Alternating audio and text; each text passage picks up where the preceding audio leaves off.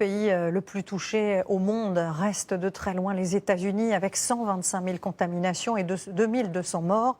Avec, vous allez le voir, une conséquence inattendue de l'épidémie, la vente d'armes a explosé. Reportage de nos correspondants Amandine Atalaya, Julie Hacher et Adrien Ponsard.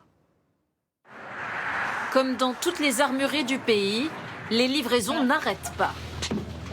Je transporte des tonnes de munitions et de pistolets et dès que je pars, les étagères sont vides.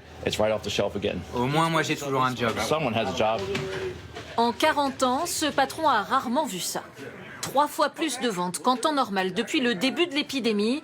Des armes de poing en particulier, les 9 mm, il n'en a presque plus. Si j'ai un pistolet, personne viendra sur ma propriété. Beaucoup font aussi des stocks de munitions, comme Michael, probablement le plus pessimiste ce matin-là, dans cette petite ville de 10 000 habitants en Virginie. Beaucoup de gens vont commencer à piller, car ils perdent leur emploi. Ils vont chercher de la nourriture, entrer par effraction pour voler. Faut bien protéger sa famille.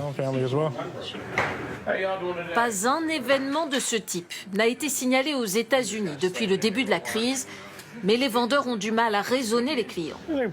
Honnêtement, ils paniquent un peu. Ils empilent les munitions comme le papier toilette. C'est dur à suivre. Comme nous l'explique le patron, parmi ces gens paniqués, beaucoup achètent une arme pour la première fois.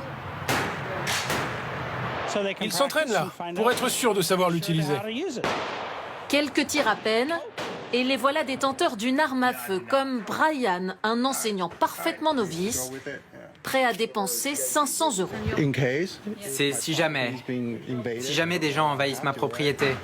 Et je veux que mon fils aussi apprenne à s'en servir. Il a quel âge? 15 ans. Ses antécédents sont contrôlés en ligne en 10 minutes, et il repart.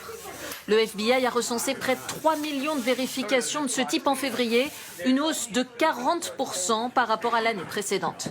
Au-delà, ce sont surtout les ventes de produits alimentaires et d'alcool qui ont explosé aux États-Unis, ainsi que dans les États où cela est légal, les ventes de cannabis.